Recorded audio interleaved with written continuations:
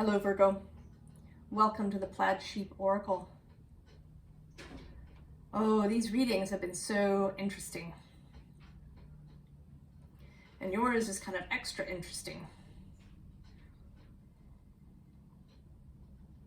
For one thing, there are more oracle cards than tarot cards. Some of the previous signs have leaned more heavily in the tarot direction. Plus, you have the Fairies deck coming out.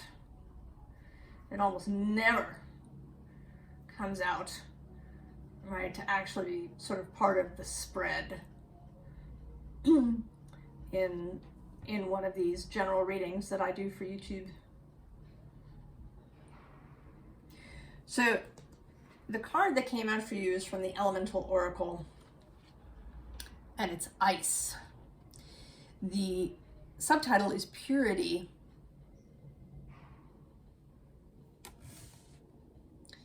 But that isn't really, I think, what this is about. You know, the number of this card is 33. And the phrase that comes up when I look at it is what lies beneath. And I think that there is, right, there is something waiting for you, Virgo, beneath. 33 is considered in numerology as a master number, as the point at which things come into being, right? So if 11 is kind of the inspiration and 22 is the process, then 33 is things sort of coming into being, into the 3D, if you will.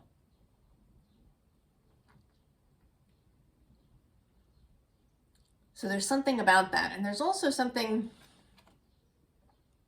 you know, the back of this card has a Norse symbol on it.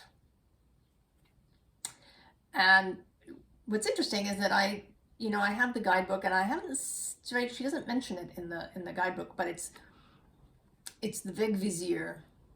I think I'm saying that properly. I'll write it down in the description. But it's a kind of compass, right? It's a kind of mystical compass that is meant to help one find their way.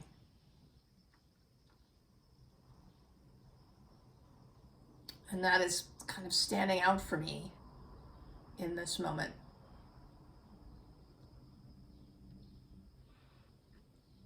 Finding your true way, realigning your compass. We've been talking about that in some of the other signs, right? Our compasses get distorted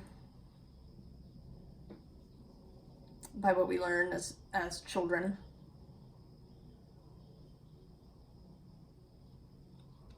And we have to realign them to true north.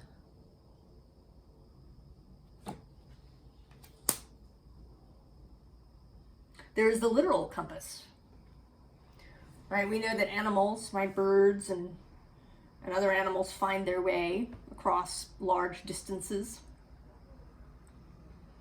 that animals know which way is north. And we are animals, and I think that we know. But we've forgotten there's all these senses and skills that we don't use in our animal bodies. Because we live in this modern society, we live, right, it's a very mind-based existence.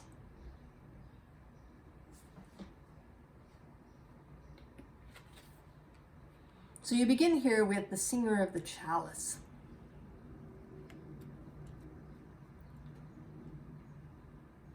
Right, this is flowing energy, it's grail energy.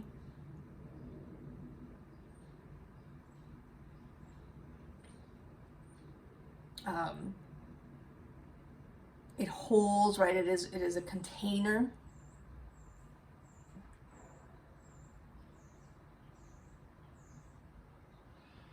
And I want to say that it's sort of, right, that it represents you, Virgo. I think you often show up as a container for people. That it's one of your acts of service.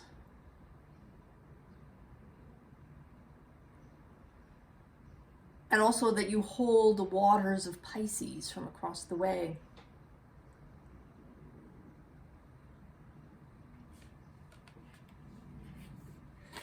The Master Maker, number 22, is underneath. And this is you too, Virgo, in your earthiness.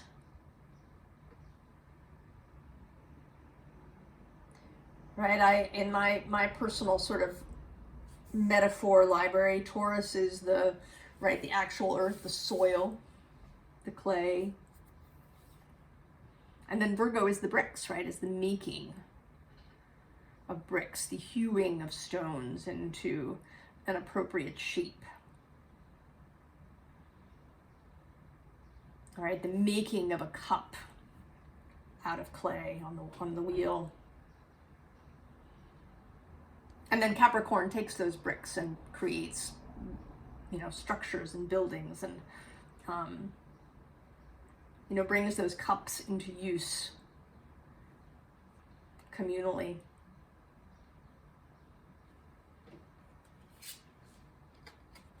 And then we have He of the Fiery Sword.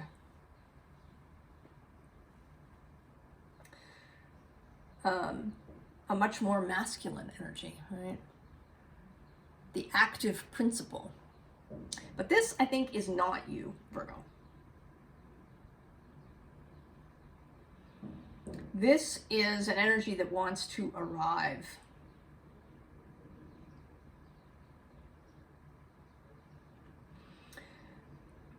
We talk about how as human beings we have both active and receptive energies within us.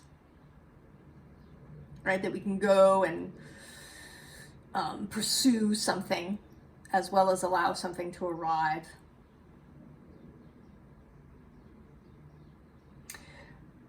But something that we don't talk about is that as individuals,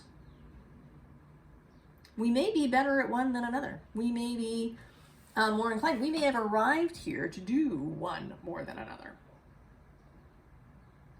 Or maybe we arrived and we wanted to do one for a while in a concentrated way, and then we wanted to, spend time more in the other energy later.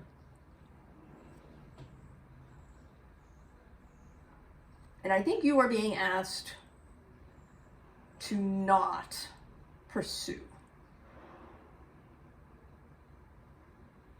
Right? If you're running around, either literally or mentally, seeking, you want to do something. You want to find something to pursue. I think you're being asked not to do that. To allow this energy to do the doing.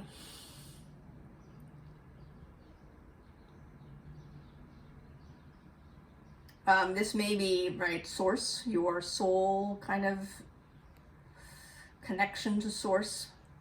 It may be your non-physical fellowship. It may even be somebody in your life who really wants to do for you, Virgo. I think you're hard to do for, though. Yeah? Some of us, and I identify with this, we are difficult to care for. We don't like to accept care. We find it feels vulnerable or uncomfortable. Right? Maybe we've done a lot of learning in our early life that we're not, that we're supposed to go and find our own way in the world and do things for ourselves and be in charge of our own lives and make sure we can always take care of ourselves because we don't know what's going to happen. And or maybe you had a childhood where you didn't get taken care of, where you learned kind of from the very earliest moment that other people were unreliable.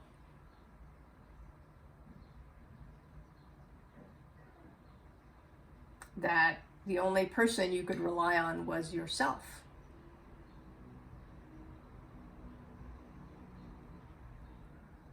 But you're being asked to reconsider that.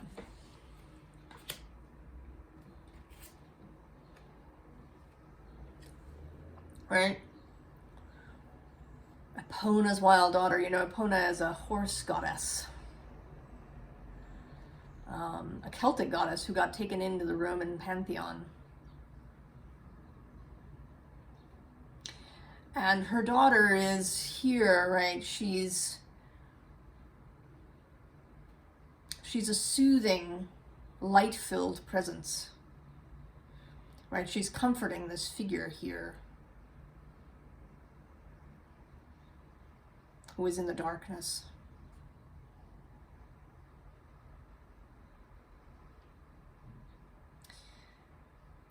And I think there's some aspect of you, Virgo, even with all the work that we've all been doing, some things are so deep.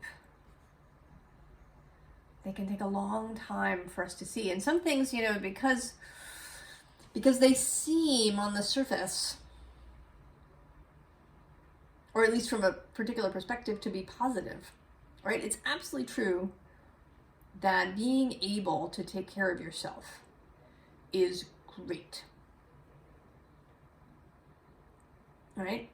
Being able to, you know, lead your life, to be functional in your life, right? To take care of yourself, you know, buy yourself groceries and pay your bills and do all the things.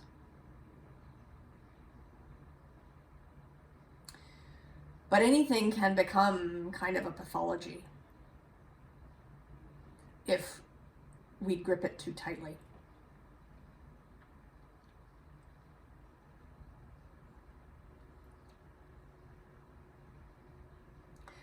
And so you may be, I think you're maybe gripping it too tightly, this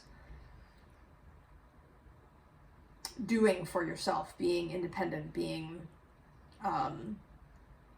perhaps over-functioning, not allowing someone to care for you, to take some of the burden, to stand between you and the world. Right? It doesn't mean that you're incapable or that you're weak.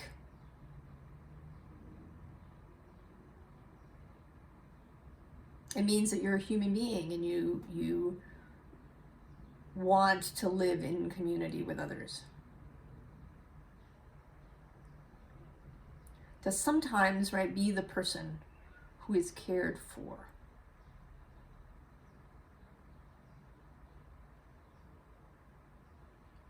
Right? It's one of the distortions of motherhood that we have. Right? That mothers are supposed to take care of, but never be cared for. Not really, right? I mean, the father theoretically might be there to provide, right, materially.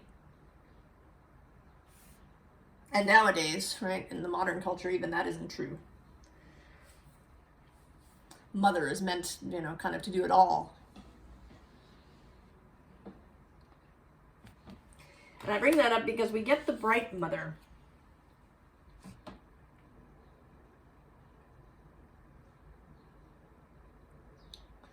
And she is, right, she's a fairy mother.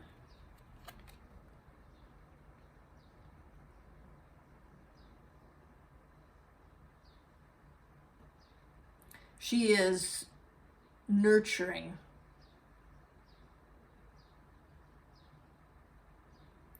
And she wants you to allow yourself to be nurtured.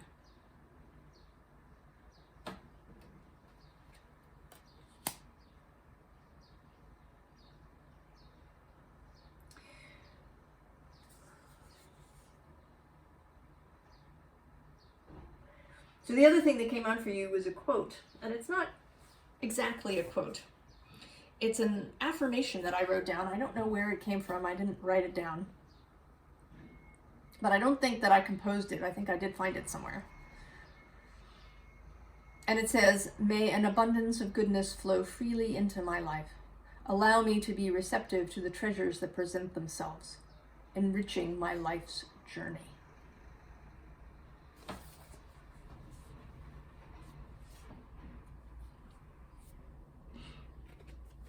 And so we get the cow. Nourishment, abundance, asking, receiving.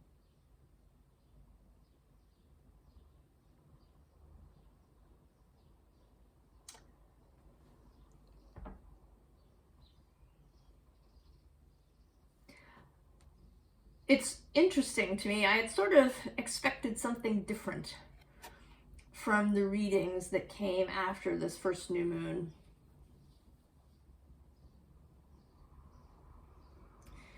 That there would be, you know, sort of more, I hate to use the word forward movement, but, right, that people would be, you know, on to something new. But it hasn't actually been happening. What I've been encountering in these readings is like the thing that's still sticking. That even after all of the self-exploration and contemplation and meditation and practices and all of this stuff, that everybody's got something that's still sticking. And from an energetic perspective, right, there's a second new moon that's coming up.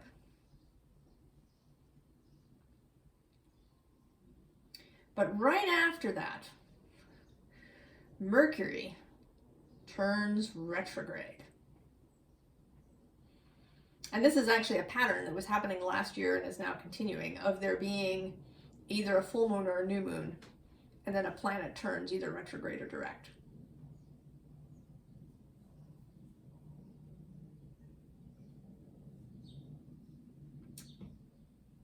And, right, this feeling, right, of newness, and then going back, changing direction.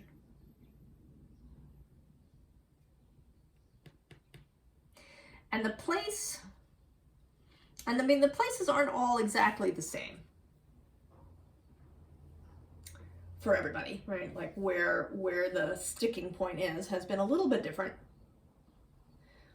But a lot of it does seem to be about receiving.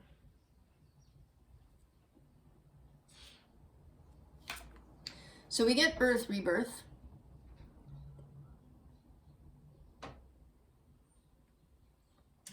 And what follows is, I think, what is trying to come out.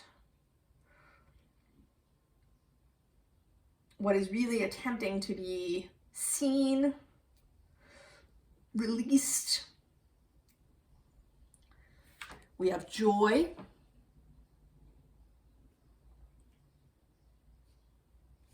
You know, which is different from happiness, of course.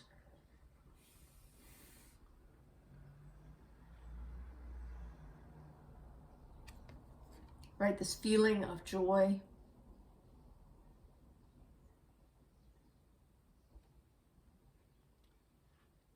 Right, of the heart being open.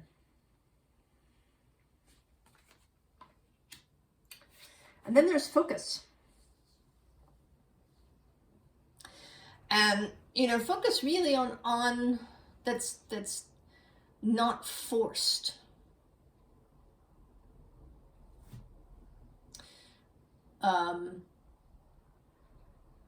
You know, we live, right, sort of in an age of distraction.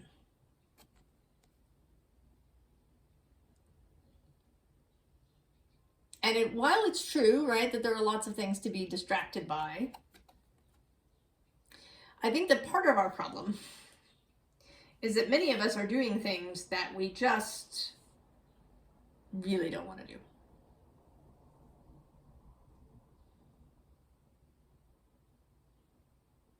All right, they are just, you know, sort of dull and wretched beyond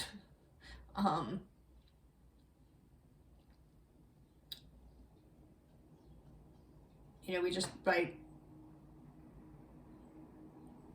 the endless, you know, paperwork and spreadsheets and digital things. So, and I think we have to force ourselves to focus on these things.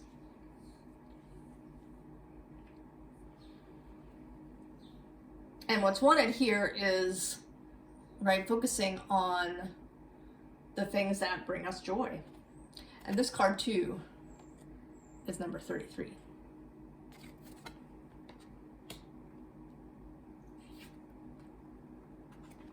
And then we have perception. How we see the world. And interestingly, this is card number 42, which, of course, always makes me think of Hitchhiker's Guide to the Galaxy. I don't know if you've read it, but 42 is the answer to the ultimate question of life, the universe, and everything. But the question is unknown. We know the answer is 42. And I feel like maybe, right here, the answer is about perception. What we see as necessary.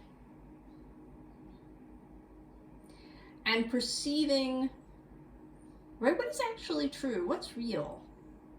You know, there's so many things that we learn that are supposedly true. I was talking about this, I think, in Scorpio's reading, maybe. Taurus? I don't know. About how, right, we learned that humans are hardwired to look for danger. Right? The reason that we remember the awful things and that we're always, you know, looking around for danger is that because we're hardwired to do that for survival. I think that's a crock.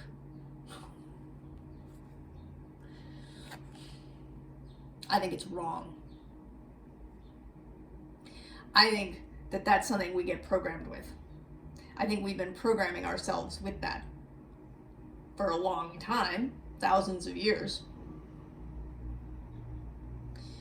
But I don't think that that's how we actually lived. And you can see, right? Animals. I mean, yes, right, herd animals are aware, right? They keep their senses trained, but they are not in a state of hypervigilance, right?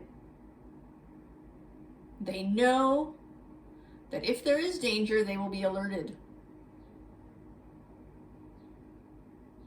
They don't have to go around looking for it.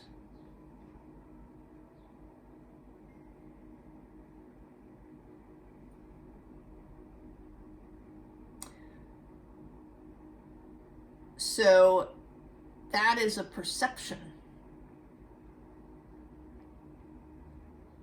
But it's, right, we all just think that's true because we think it makes sense. I don't think it makes sense. I think living that way sucks.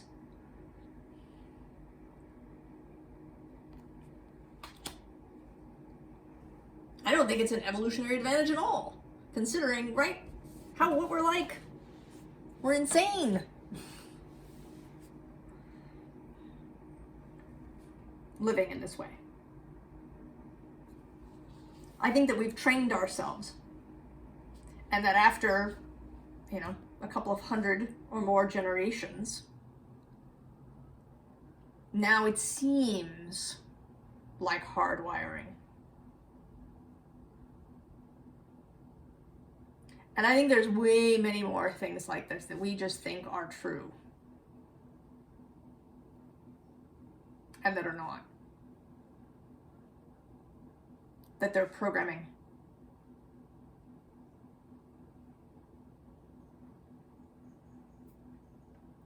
So you are being asked to examine that.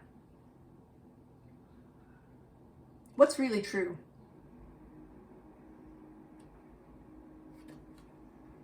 Right, and here you are showing up as this Knight of Pentacles, and I love this Knight of Pentacles. He's so exultant, triumphant, right? He's arriving with his pentacle. He has it, right? There's no diffidence, no constriction in him. He is open, receptive, right? That pentacle is arrived. He has it. And he is prepared to show it off to anybody who's around. Not out of, not because he wants to brag, right? Or rub anybody's nose in it or anything of that sort. He just thinks it's marvelous.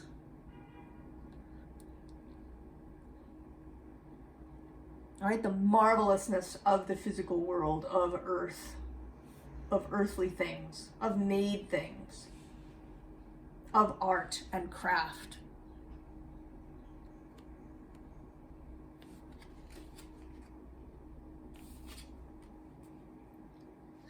And then we have the Emperor. And, here, he comes up differently at different times for me. But today he feels relaxed. Right? This is an Emperor who knows how to delegate.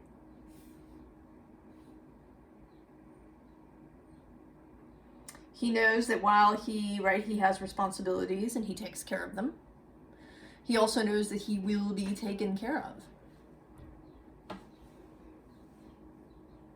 Right? He doesn't try to micromanage things. Right? There's all kinds of things going on behind him in his kingdom.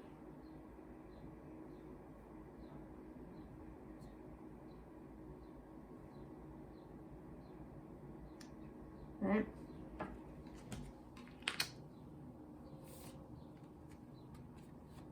So what's the choice?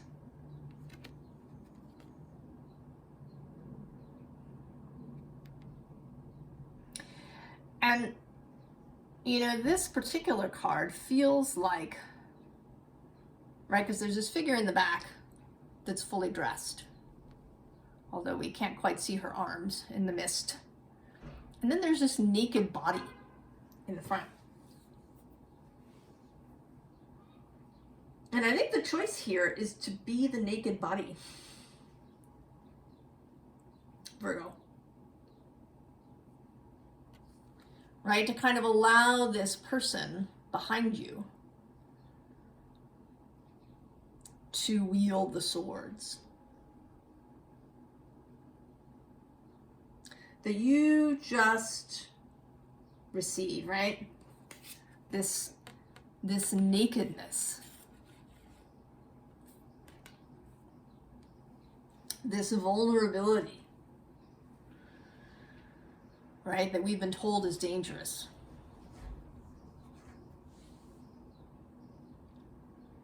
To choose that.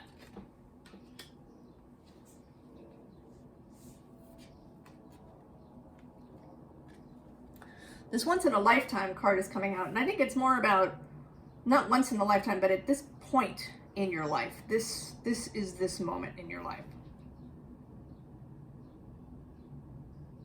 The energy is available. And Saturn is now moving through Pisces across the way from you. Neptune's been in there for a long time. We spoke in your last reading about things becoming clearer for Virgo. There being a clarity. And there's also support, right? That Saturn moving through Pisces may, in fact, be this energy. may really be a person. I mean, it may be, you know, sort of spirit energy, but it may actually be a person who's showing up.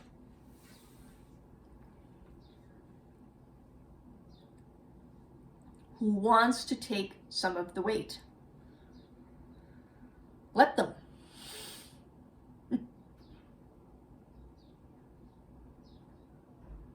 Let them. Radical receptivity.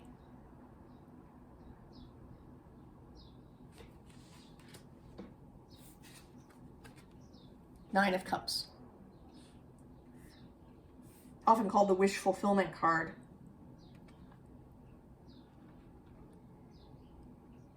Right? Your heart space open. Unlocking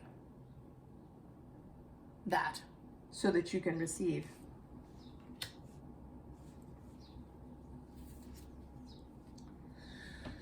And the herbalist too, showing up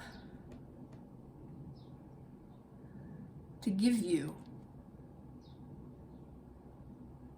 right? To give you these things. I think that part of your problem, both, I mean, partly because this figure is sort of hidden behind the greenery, and then also this Watcher card. I think you were really aware, or feel, right, that you really feel eyes on you. I don't know who they are. Your family, your friends, clients, you know, social media people.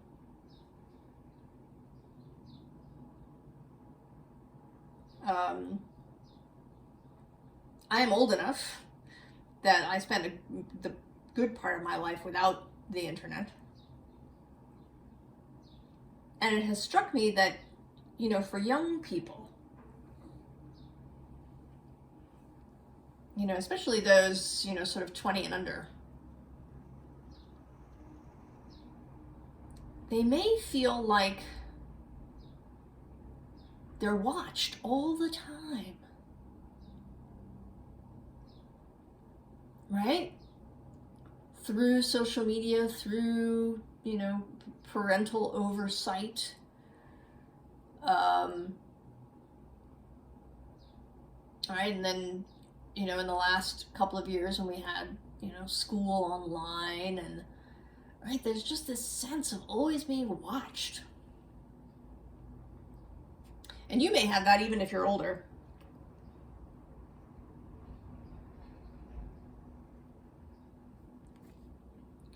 And so I think the idea A of showing up naked, even metaphorically, right? What will people think if you stop doing things, if you start asking for help, or if you just, right, allow people to help you? You know, particularly if you're a woman,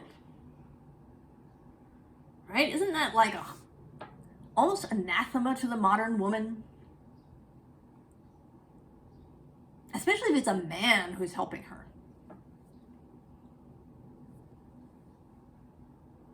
Right, or her parents or something. Isn't that just, right? There's a shame, there's a, you know, you may almost feel, right, kind of like you can't do it.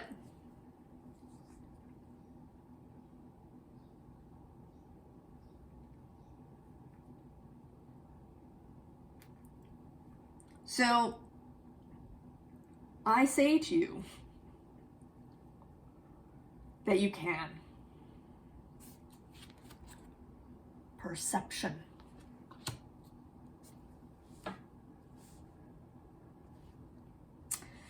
Now we're having Gemini coming out here.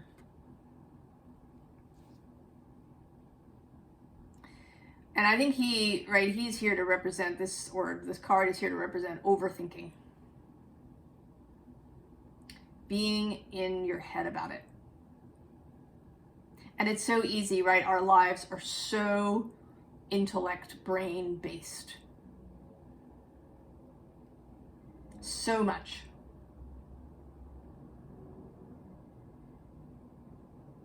So much is brain based, and I think it's one of the reasons that some things are so confused.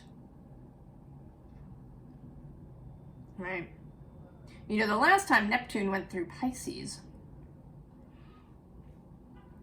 was in the mid-1800s. Around 1841, 42 to 1856, 57, something like that.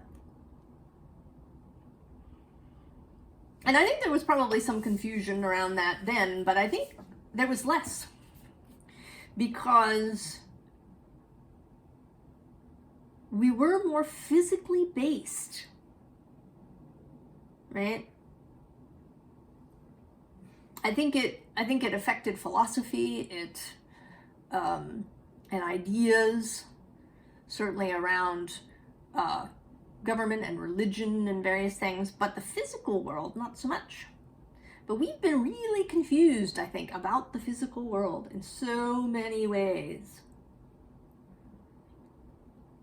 Around our bodies, around the earth, around what's happening. And I think part of that confusion is because we spend so much time in our heads.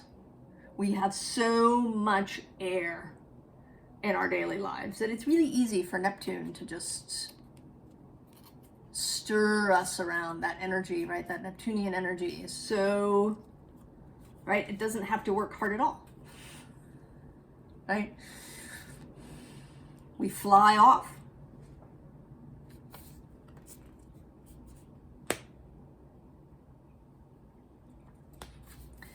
So what's coming out here is Vesta.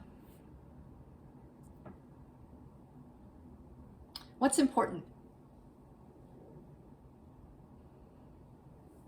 What is your inner flame that guides you? What is your North Star? Your, right? What is your true north? What is it? Where do you want to place your devotion?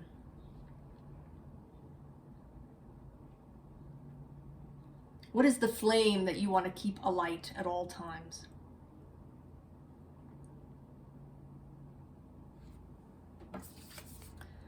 And then the Imam Kweli, the root. Where our roots are. In soil, in earth. We are physical beings. Right? We certainly have it, right? We have this whole canopy reaching up into the stars, into spirit, into mind. But we have to have roots. We must be grounded. Right? If the roots wither, then the whole top is going to go.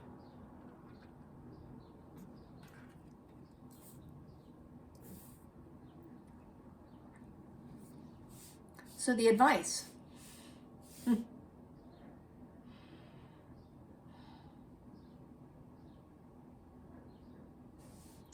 The advice is interesting because all the elements show up in it.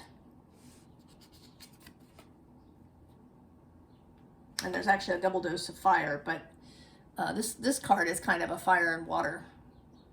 Right? There's this, right? It is fire, but there's this moon. And in the tarot, the tiger is the high priestess.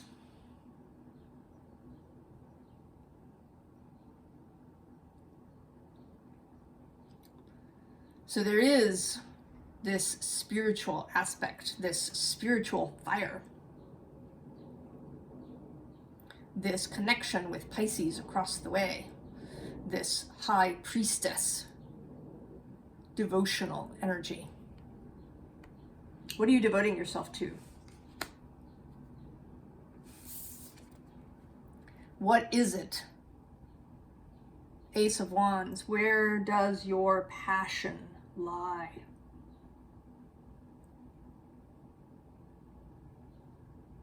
Not where the watchers tell you it should lie, Not where society or your parents or anybody else tells you.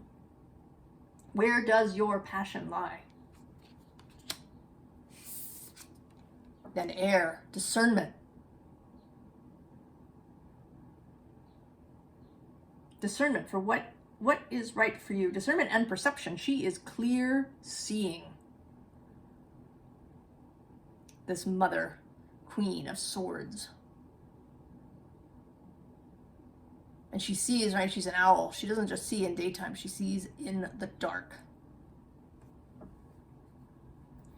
Whatever dark, right, somebody or your early training has tried to keep you in, you can see in it.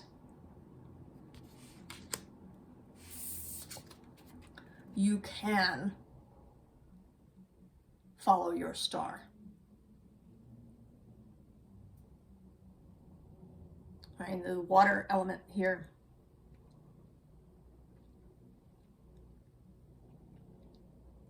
Right, that gift of Pisces of subtle perception. Right, the starfish knows that it swims in water. The starfish, I think, probably has very clear understanding and knowing of the water, the temperature, the current. Who else is in the water? Subtle perception.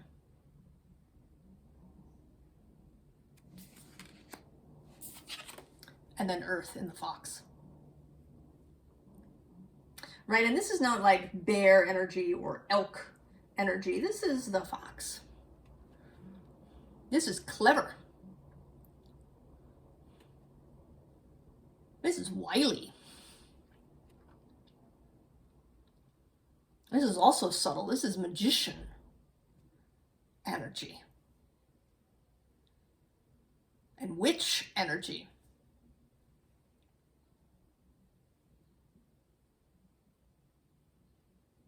You are Earth, but you do have Gemini as your dispositor. Right, or I'm sorry, Mercury is your dispositor. Right, there is this mental energy, this crossover between earth and air that is available. Right, but here we want to lean, right? We're leaning on the earthy end. Right, the magician as somebody who visits the air element in order to visualize what it is that he's trying to create, but he doesn't hang out there. Right, he lives in earth. And Mercury, right, Mercury can go anywhere. He is someone who can actually cross over into the land of the dead and come back. He is a psychopomp.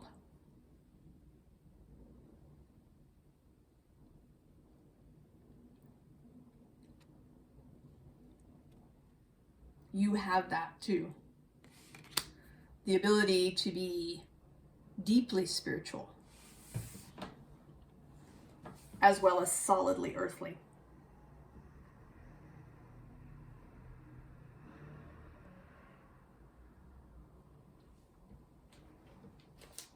May an abundance of goodness flow freely into my life. Allow me to be receptive to the treasures that present themselves, enriching my life's journey. Forget the watchers, Virgo. You are way more fabulous than that.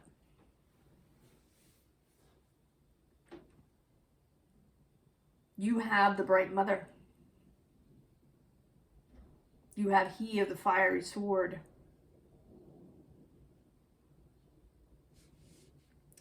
You just have to change your perception.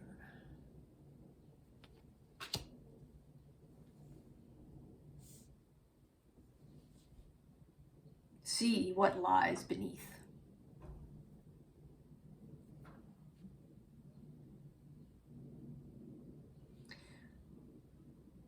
I wish the best for you, Virgo. I want you to like receive everything.